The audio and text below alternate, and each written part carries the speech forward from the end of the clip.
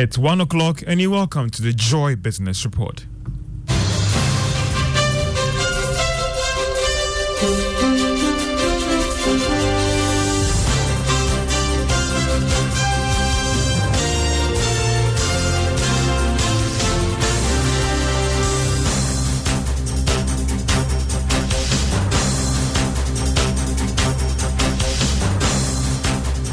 And coming up in business, Chamber of Agribusiness wants government to stop foreigners from having direct access to farm produce at the farm gate. And Ghana Revenue Authority highlights capacity issues impacting on effective mobilization of domestic revenue.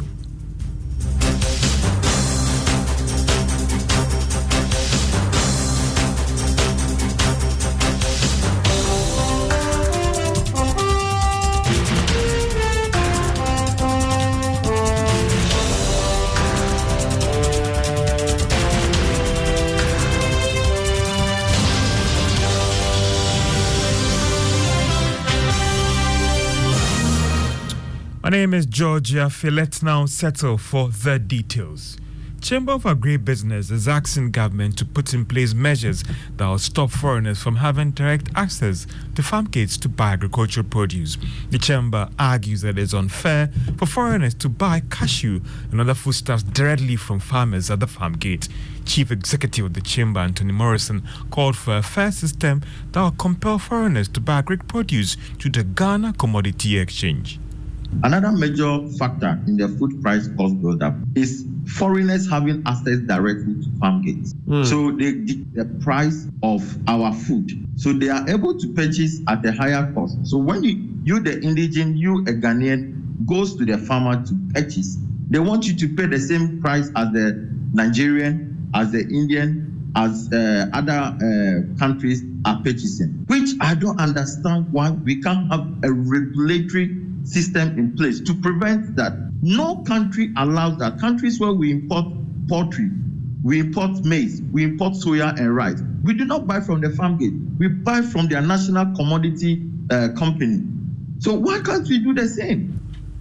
Chief Executive of the Chamber of Agribusiness, Anthony Morrison.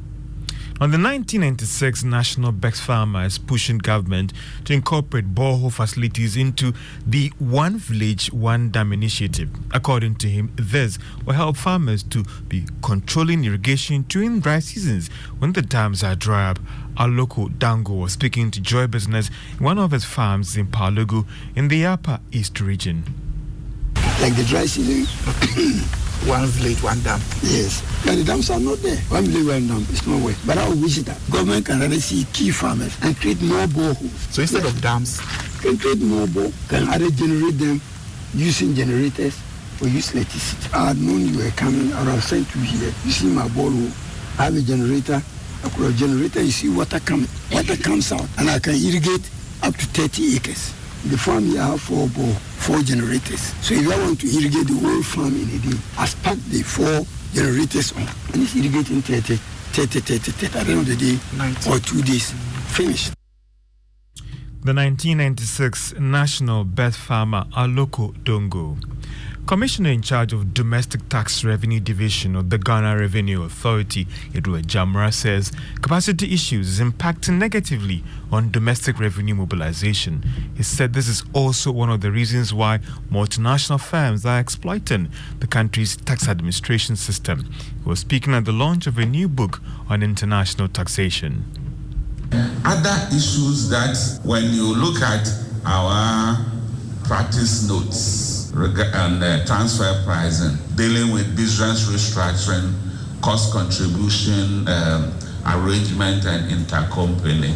We have a policy document, and it was one of the key topics at the last CITG seminar. And we hope that by the first quarter, we'll have a DST Act. The challenge and the conversation is, should it be a standalone or should it be part of the Income Tax Act? But we have that, so we're moving forward. Edward Jamwa is the Commissioner in charge of Domestic Tax Revenue Division at the Ghana Revenue Authority.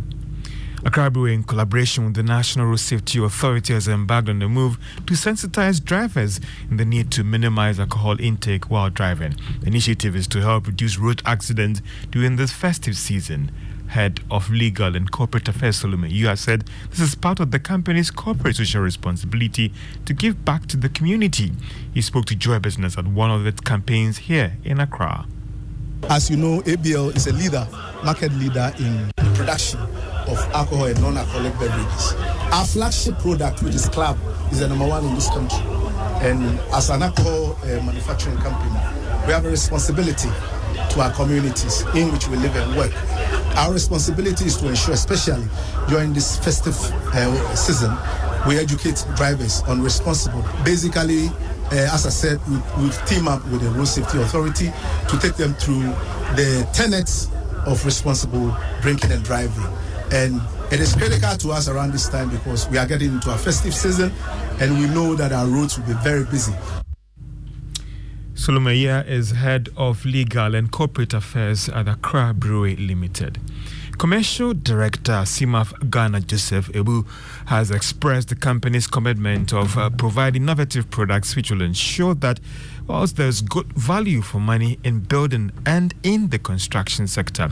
Speaking to Joy Business at the unveiling of the CIMAF Kantinka Hema, a 25-kilogram cement launched by the CIMAF, Mr. said that this is good to help grow the industry.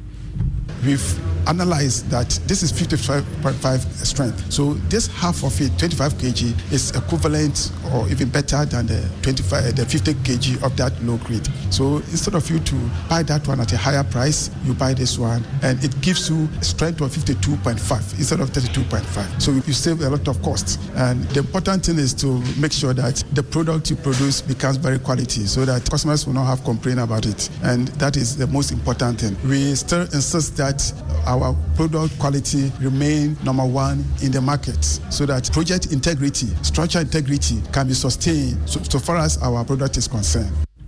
And CIMAF Kantinka Hema is a novel cement product which comes in 25 kilogram.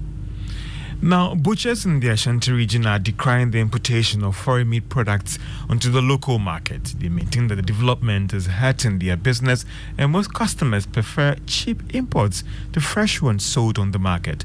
Lab FM's Mona Lisa Frimpong explores the situation in today's Business Channel.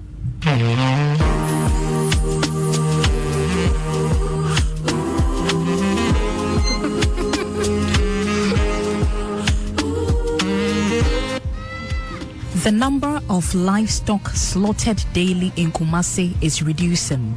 Malam Mustafa, a leader of the butchery section at the Kumasi abattoir, is worried some of his men have moved to other markets within the metropolis to meet sales targets. In the olden days, especially for about 10 years back, we used to slaughter about 200 cows, 250. But nowadays, the market is not good. The abroad meat has come and destroyed our market. So now when we come, even slaughter, highest will be 150 or 120. But at first, here is Mr. Mike. We used to slaughter about 200, 250.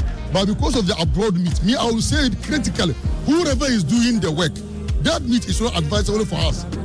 Customers of the butchers prefer the imported frozen cow parts such as the intestines, head and legs compared to the locally processed products. The meat that they are importing in this country, especially that of the intestine and the rest, you understand me? The stomach of the cows, they bring it's not good. We are not spoiling their job, but it's not good. I've heard that government is going to ban that thing. That is the correct idea. So that we, those who are producing or selling the cow's meat fresh one here, they will be able to buy it. Even when they buy it expensive, for their own health. The cattle business is passed from generation to generation. After dealing in livestock farming for over 40 years, Tijani Alhaji Abdul Rahman Nana is unwilling to hand over the trade to his offspring. Cattle rearing is becoming increasingly expensive. Nowadays, I don't want my children to come here. The work is too hard now because the cattle are now higher, and people can't afford to buy meat. From 1980s, the price of a cattle here, the big one, we can say that the big is about, say, 1,000 cedis. Foreign exchange is hampering their ability to purchase cows. The exchange rate, because many people are bringing their cows from Burkina Faso or Cote d'Ivoire and elsewhere. But in Ghana here, our cattle connect in the rainy season. Production manager at the Kumasi Abattoir Company Limited, Michael Tongman, is calling for the revamp of the meat industry. The abattoir employs over 1,000 workers and has the potential to employ more. It's actually a whole community that will provide a lot of jobs. If you even look at this small shop here called the Butcher's Palace, Kumasi Abattoir Butcher's Palace, you can imagine the number of people that are here. A lot of butchers with their apprentices. They all get their daily bread from the abattoir activities. Data from the Ministry of Food and Agriculture shows Ghana produces 10% of the meat it consumes, with the livestock sector contributing about 1.3% to Ghana's GDP. For Joy Business, Mona Lisa Frimpong reporting.